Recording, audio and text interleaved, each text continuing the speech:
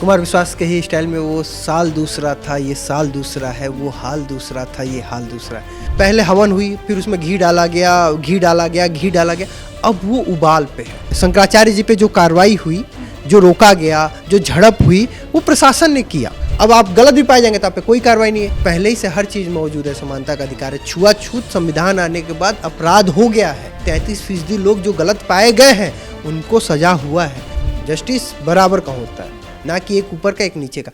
UGC को लेकर चल रहा विरोध अब और भी ज्यादा तेज हो गया है। इस मामले में अब जो लोग सरकार के पक्ष में पहले बोलते रहे हैं, अब वो भी विपक्ष में हो गए हैं। कुछ लोग खुलकर सरकार के पक्ष में बोलना शुरू कर दिए हैं। इस्तीफे दर इस्तीफे लगातार गिरते जा रहे हैं।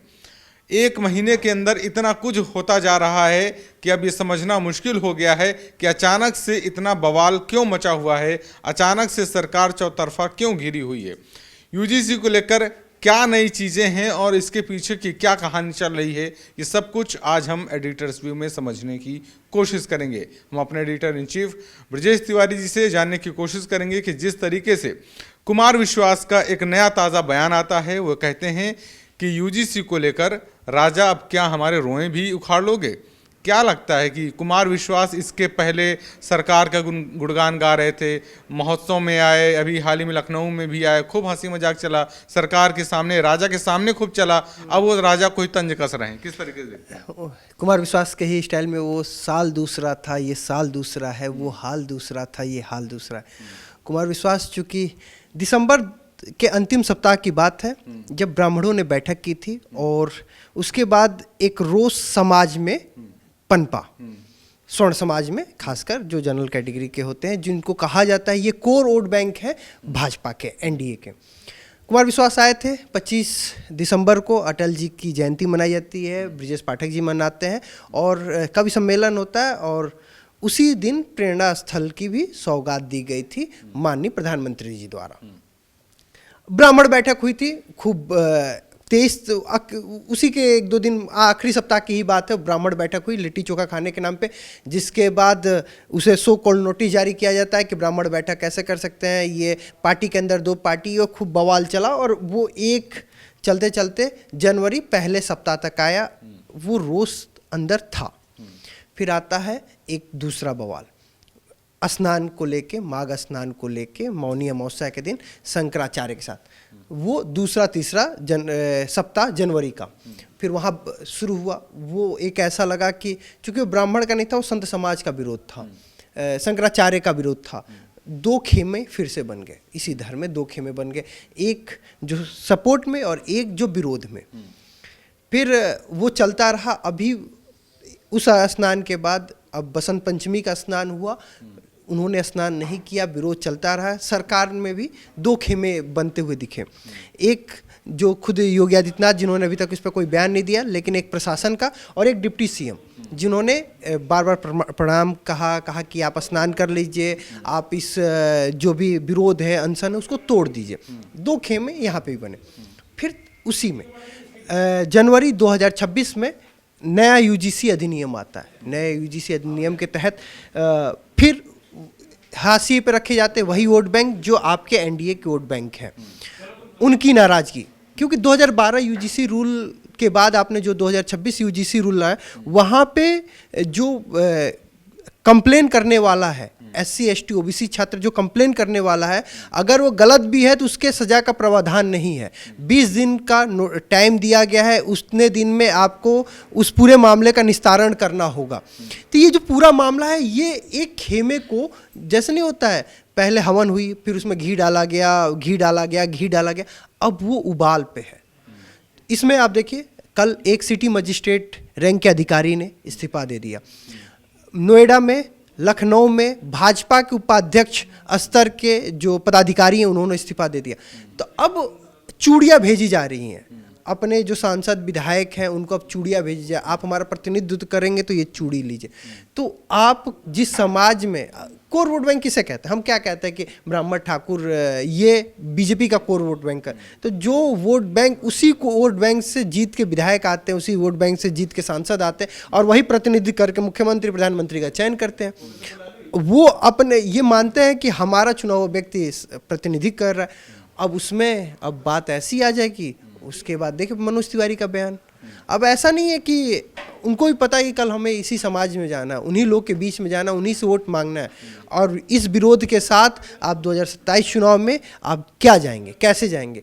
पिछली बार का चुनाव 2022 में ही कई जगह ऐसा आया कि मजाक बनाया जाता है आज भी कि सीएम को, डिप्टी सीएम को दौड़ा लिया गया, वो गए थे सिराथू मांगने।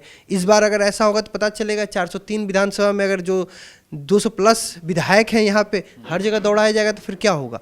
तो ये परसेप्शन अब बनना शुरू हो गया। आज जो यूनिवर्सिटी में, लखनऊ विश्वविद्यालय में छात्रों ने जो प्रोटेस्ट किया है, उसमें ऑफ द कैमरा जितने बच्चों से बात हुई उसमें ABVP के कार्यकर्ता शामिल हैं। उन्हें अब नहीं पता, छात्र सभा एक साथ, यानी समाजवादी पार्टी की जो छात्र सभा है, ABVP जो हम कहते हैं RSS की छात्र सभा, वो दोनों एक साथ संयुक्त होकर प्रोटेस्ट कर रहे हैं। अब बैनर नहीं है कि किस पार्टी से हैं, अब ये बात है कि हमें अपनी आवाज़ उठानी होगी। कल जो सिटी मजिस्ट्रेट थे उनका जो वक्तव्य है कि अब जगने का टाइम हो गया, गृह युद्ध जैसी स्थिति है। तो ये सब सिनेरियो है। अब ये पॉलिटिकल एंगल अपने आप होते जा रहा है। यूजीसी को लेकर तो विरोध चल ही रहा है लगातार। इसी में एक मुद्दा उसके साथ साथ पैरेलल चल रहा है, शंकराचार्य वाला मुद्दा। अब आप देखिए कि एक सरकारी अफसर को धर्म के बड़े पद पर प्रस्ताव दिया जाता कि आइए अब आपको धर्म का एक बड़ा पद दे देंगे क्योंकि आपने हमारा समर्थन किया है। एक व्यक्ति हैं, एक सरकारी अफसर है, कर उपायुक्त हैं जो कि हाँ जीएसटी के, जो कि सरकार के पक्ष में इस्तीफा दे रहे हैं। ये क्या चल रहा है? इस्तीफा खेला जा रहा है कि तुम इस्तीफा दे रहे हो उनके पक्ष में, हम इस्तीफा दे रहे हैं सरकार के पक्ष। अब एक चीज यहाँ पे तो कहीं योगी जी के प्रशासन की अभी तक बात आ रही थी कि ये सब कृत प्रशासन ने किया है, तो आप योगी जी के लिए हाथ कैसे हो गए? पहली चीज, शंकराचार्य जी पे जो कार्रवाई हुई, जो रोका गया, जो झड़प हुई, वो प्रशासन ने किया। प्रशासन दंड नहीं पाया, उन्हें उसे पनिश नहीं किया गया, वो एक दूसरा विषय है। लेकिन योगी जी को तो यहीं कहीं लाया नहीं गया था, आप उस चीज़ पे हाथ हो गए। अब जो दूसरे वाले ने दिया, उन्होंने कहा कि धर्म को जिस हिसाब से आप मतलब उसके साथ जिस तरीके से व्यवहार कर रहे वो गलत है, वो यूजीसी का स्टैंड गलत है। ऐसे मैं इस कुर्सी पे बैठ के उस तरीके से कैसे काम कर सकता हूँ जब मुझे लग रहा है कि ये गलत स्थिति है। तो ये दोनों सिनेरियो अलग अलग है। आज देखिए, मैं सरकार के अंदर ही आज उमा भारती जो पूर्व सांसद रह चुकी हैं, कैबिनेट मंत्री रह चुके हैं, मुख्यमंत्री रह चुके हैं मध्य प्रदेश, उनका आज बयान है कि प्रशासन का स्टैंड गलत है। अभी वो प्रयागराज में उन्होंने ये बयान दिया, केशव प्रसाद मौर्य। अब यहाँ पे दो खेमे बन के तैयार है, कोई इस स्टैंड को सही नहीं कह रहा है। अब सरकार को ये बात समझनी होगी, प्रशासन को ये बात समझना होगा और सच वो जितनी जल्दी हो सके इस मामले को निस्तारित करना होगा, नहीं तो 2027 चुनाव बहुत ही मुश्किल हो जाएगा। एक आखिरी सवाल यूजीसी को लेकर, जिस तरीके से हमने लोगों से बातचीत की, कुछ लोगों का ये भी कहना है कि अगर संसद के सामने अगर ये बात रखी जा रही है कि यूजीसी में जो जातिगत भेदभाव है वो बहुत ज़्यादा बढ़ गया था और इसलिए यूजीसी ये नियम लेकर आया है कि ताकि उस भेदभाव को ख़त्म किया जा सके, तो इसमें गलत क्या नज़र आ रहा है? 2012 में भी तो ये बात थी ना, यूजीसी 2012 के बाद 2026 में इम्प्लीमेंट किया गया, संशोधन ला गया, नया विधेयक पेश किया है। उसमें भी तो ये था कि ऐसा था, थोड़ा ना था कि कंप्लेन नहीं करना है। ठीक है, आप वो जो विंडो होता है ना, इसमें विंडो क्या है, तीन चीज़ें आप एक एक क्रम से समझते जाएं। पहला है कि जो सबसे बड़ी बात कि आप SC ST OBC छात्र हैं, आपने किसी पे कंप्लेन किया, अगर आप गलत पाए जाएंगे तो आप पे कोई कार्रवाई नहीं होगी। पहला तो ऐसा क्यों भाई, अगर आप गलत हैं तो आपको कोई तो पैमाना तय किया जाता है। ऐसे तो मुझे आपसे रोष है, आप बहुत अच्छे टॉपर हो, आपने बहुत अच्छा शर्ट पहन लिया, आपने किसी ऐसे व्यक्ति का चयन प्रेम के लिए कर लिया जिसका चयन मैंने कर रखा है, तो ऐसे में मैं आपके ऊपर तो कंप्लेन कर दूंगा, इन्होंने मेरा शोषण किया है। अब आप गलत भी पाए जाएंगे तो आप पे कोई कार्रवाई नहीं है। दूसरा क्लॉज क्या कहता है, अब यूनिवर्सिटी कैंपस के अंदर एक व्यक्ति विजिट करता रहेगा, वो कैंपस में, कैंटीन में, क्लास में, हर जगह जाएगा।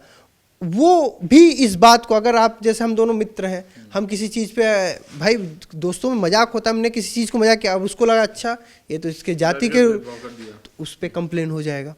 अब इस पूरे चीज़ का निस्तारण करने के लिए आपने 20 दिन का विंडो दिया है, कहा कि 20 दिन में मामले का निस्तारण कीजिए, नहीं तो आपके कॉलेज की मान्यता रद्द हो जाएगी, आपके कॉलेज का फंड रोक दिया जाएगा। अब उनके ऊपर भी एक प्रेशर है। तो आप ठीक है ना, हमारे यहाँ पहले ही से हर चीज़ मौजूद है, समानता का अधिकार है। छुआछूत संविधान आने के बाद अपराध हो गया है। ऐसा नहीं है कि SC/ST मामले में 33% जो आंकड़ा है वो गलत नहीं है। 33% लोग जो गलत पाए गए हैं उनको सजा हुआ है। तो ये ऐसा प्रावधान है। और लेकिन कॉलेज में पहले भी था कि अगर आपने गलत कंप्लेंट किया तो आपको भी सजा मिलेगा। तो वो भाई तराजू का दोनों हिस्सा तो बराबर होना चाहिए ना। ऐसा नहीं कि एक ऊपर एक नीचे होगा, तो बराबर कैसे होगा? जस्टिस बराबर का होता है, ना कि एक ऊपर का एक नीचे का। यही छात्रों का कहना है।